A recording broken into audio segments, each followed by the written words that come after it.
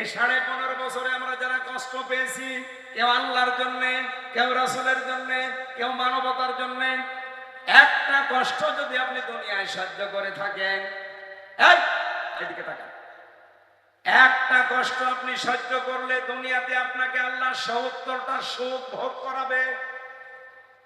System অপর পৃষ্ঠায় দেখে ওনার পরের আয়াত, ইন্না মাআল উসরি ইসরা। দুনিয়াতে কোন মানুষ যদি অবৈধভাবে একটা সুখ ভোগ করে, একটা সুখের কারণে তাকে ৭০টা দুঃখ আল্লাহ নিজে দুনিয়াতে তাকে দেবে। আজ হাসিনা অবৈধভাবে নিজে সুখ ভোগ করেছিল অনেক বেশি, এবং অনেকে তাকে সাপোর্ট দিয়ে বিভিন্ন কায়দায় তারাও সুখ ভোগ করেছিল। যারা একটা একটা করে অবৈধ সুখ ভোগ করেছেন, এখন রেডি হন আপনারা, এক একটা সুখের জন্য ৭০টা দুঃখ পাবেন দুনিয়ায়। কি পাচ্ছে না? কয়েকদিন আগে আমি মালয়েশিয়া ছিলাম, যে হোটেলে যায় দেখি শয়তান বসে আছে নিচে। কি এখানে কেন বসে? হুজুর আমরা আগে পালিয়েছি। কেন এখানে কেন? সাহেব পাড়া বানিয়েছে, থাকবেন না? ওখানে থেকে মার খাবো। বাংলাদেশের 20 লাখ বাঙালি এখানে থাকে, সাহেব পাড়ায় থাকলে পিটিয়ে হত্যা বানিয়ে ফেলবে। অত ওই সমস্ত মানুষেরা এক একজনের শুনলাম 620টা বাড়ি। নাম শোনেননি? ভূমি মন্ত্রী ছিল, বাড়ির সংখ্যা ছিল 620টা।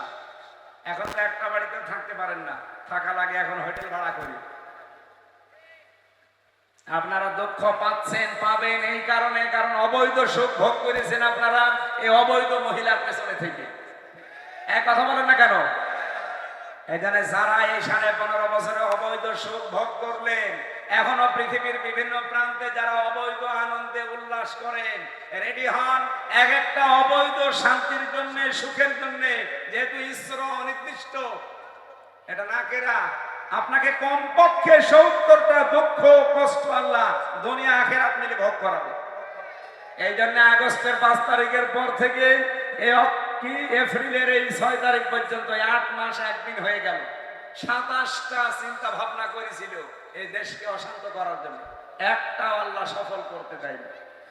কারণ আপনারা এতদিন অবৈধভাবে সুখ ভোগ করেছেন, এখন এক একটা সুখের জন্য ৭০টা করে দুঃখ ভোগ করে। এক কথা বলছেন না কেন?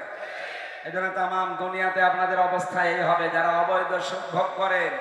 এই যে পরকীয়া প্রেম যারা করে, এখানে সুখ নেই, কথা বলেন না কেন? এখানে সুখ আছে, কিন্তু সুখটা কি বৈধ সুখ না অবৈধ? এই অবৈধ সুখে যারা আছেন, সে নারী হোক আর পুরুষ হোক, দুনিয়া আখিরাত মিলে আপনাকে ৭০টা বিপদে ফেলবে আল্লাহ, ৭০টা কষ্ট পাবেন। এই জন্য ওই লাইনে যারা আছেন তারা নিজেদেরকে সংশোধন করবেন। হযরতে খাদিজাতুল কুবরা জীবনে 1 ওয়াক্ত নামাজ পড়েননি, একটা রোজাও রাখেননি, একটা দিনও পর্দায় থাকেননি, একটা বার হজও করেননি, একটা দিন যাকাতও দেননি 1 টাকা। অথচ আল্লাহ পাক তাকে নিজে সালাম দিয়েছেন এবং দুনিয়াতে জান্নাতে ঘর বানিয়ে তাকে সুসংবাদ পাঠিয়েছেন। এখন বলেন নামাজ পড়লো না, রোজা করলো না, হজ করলো না, আর জান্নাতে সালাম দিল আল্লাহ? হ্যাঁ দিয়েছে। কেন? কারণ এই বিধানগুলো সব নাযিল হয়েছে খাদিজার ইন্তেকালের পরে। এই জন্য অনেকগুলো করার সময় পাননি। কিন্তু ওনাকে আল্লাহ সালাম দেওয়া, জান্নাতে ঘর বানিয়ে সুসংবাদ পাঠানো একটাই মাত্র কারণ। ওনার পুরা জীবনে আমি পড়ে দেখেছি, একটাই মাত্র কারণ ছিল, জীবনে কোনোদিন তিনি স্বামীর মনে দুঃখ দেননি। এখানে আমরা যারা স্বামী আছি, সে যত বড় বুজুর্গ স্বামী হোক, কেউ আল্লাহর দিকে তাকিয়ে একেবারে সত্য কথা বলবেন, জীবনে আপনার বর কাছ থেকে কোনোদিন একদিনের জন্য দুঃখ পাননি, এরকম স্বামী আছেন? হাত তোলেন তো।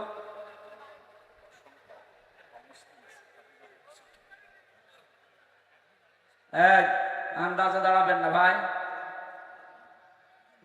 আলহামদুলিল্লাহ, ঠিক আছে। যদি সত্য কথা বলে থাকে তো ওর বউ জান্নাত, আর আমরা বাকি যারা আছি আমাদের বউ সব জাহান্নাম। কারণ আমরা রাজি না তাদের উপর, রাজি হয় মাঝে মাঝে, খুশি হয় বিভিন্ন কারণে। এক কথা বলেন না কেন? আর ও মানে 100 ভাগই খুশি, জীবনে কোনোদিন দুঃখ পায়নি। এই স্টেজেও যত মানুষ আছে কেউ হাত তোলার সাহস পায়নি, তার মানে আমাদের বউরা ওনার বউর মতো না। মা বোনেরা যারা বসে আছে, কিসের নামাজ পড়েন, কিসের রোজা রাখেন? আপনি কি মনে করেন যে নামাজ পড়লে, রোজা রাখলে আর কালো বোরকা পড়লে আপনি জান্নাতে চলে যাবেন? স্বামীর খুশি লাগবে, সন্তুষ্টি লাগবে বৈধ কাজে।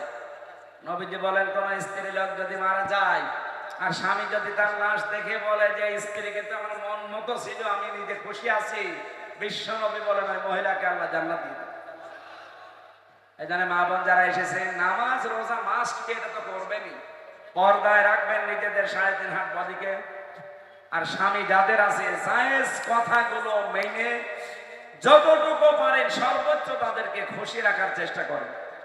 এতক্ষণ আমার মনে হয় মহিলারা বলছিল যে হুজুর আমাদের কথা বলুক বলুক, এবার মনে হয় দোয়া করছে যে হুজুর মরুক। একটা হুজুর হইল না, আমি আপনাদের বাঁচাতে চাই। আমি চর্মচোখে দেখতে পাচ্ছি, নবী নিজে দেখে এসেছিলেন মেরাজে, যে 2 কারণে মেয়েদের জাহান্নামে জ্বলতে দেখলাম বেশি। একটা স্বামীর নাফরমানি করার কারণে,